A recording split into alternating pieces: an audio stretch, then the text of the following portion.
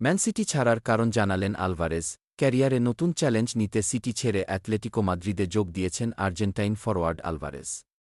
স্বদেশি coach Diego সিমিওনের সঙ্গে কাজ করতে মুখিয়ে আছেন বিশ্বকাপজয়ী এই ফুটবলার।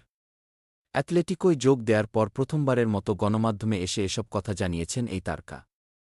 মাত্র ২৪ বছর বয়সে জাতীয় দল এবং ক্লাবের হয়ে অবিশ্বাস্য সব অর্জনের মালিক হয়েছেন আলভারেজ। আর্জেন্টিনার জার্সিতে বিশ্বকাপ এবং কোপা আমেরিকা জেতা এই তারকা ক্লাবের হয়ে জিতেছেন সম্ভাব্য সকল ট্রফি। তবুও হঠাৎ করেই পথ বাড়ালেন অনিশ্চিত গন্তব্যের দিকে।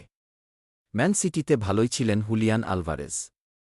তবুও ইংল্যান্ড ছেড়ে এবার পাড়ি জমালেন স্পেনে। আলভারো মোরাতার বিকল্প খুঁজছিল অ্যাটলেটিকো।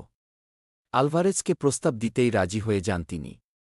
এখানে ভূমিকা রেখেছে তার আর্জেন্টাইন পরিচিতিও। এক যুগেরও বেশি সময় ধরে অ্যাটলেটিকোর ম্যানেজারের দায়িত্ব পালন করছেন আর্জেন্টিনার দিয়েগো সিমিওনে। ফলে আলভারেজের জন্য সিদ্ধান্ত নেয়াটাও সহজ হয়ে যায়। নতুন ক্লাবে যোগ দিয়ে অনুশীলন করলেও গণমাধ্যমের সামনে আসেননি আলভারেজ। শুক্রবার ১৬ আগস্ট এলেন প্রথমবার। আর্জেন্টাইন ফরোয়ার্ডের হাতে তুলে দেয়া হয় ক্লাবের ১৯ নম্বর জার্সি।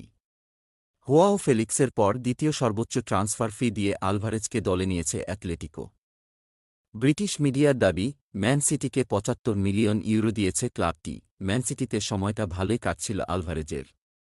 পেপ গার্দিওলার অধীনে নিজেকে ভালোভাবেই গড়ে তুলছিলেন তিনি। আমি পেপ গার্দিওলার কাছে কৃতজ্ঞ, আমি সিমিওনের সঙ্গে কাজ করতেও মুখিয়ে আছি। তিনি এই ক্লাব ও স্প্যানিশ লিগে যে অবদান রেখেছেন তা অসাধারণ। ম্যানচেস্টার সিটিতে ২ মৌসুমে ১০৩ ম্যাচ খেলেছেন আলভারেজ। বেশিরভাগ ম্যাচেই বদলি খেলোয়াড় হিসেবে নামলেও সুযোগ কাজে লাগিয়েছেন। করেছেন ৩৬ গোল। জিতেছেন ইংলিশ প্রিমিয়ার লিগ এবং চ্যাম্পিয়ন্স লিগ সহ ৬টি শিরোপা। আগামী সোমবার ভিয়ারিয়ালের বিপক্ষে ম্যাচে অ্যাটলেটিকোর জার্সিতে অভিষেক হতে পারে হুলিয়ান আলভারেজের।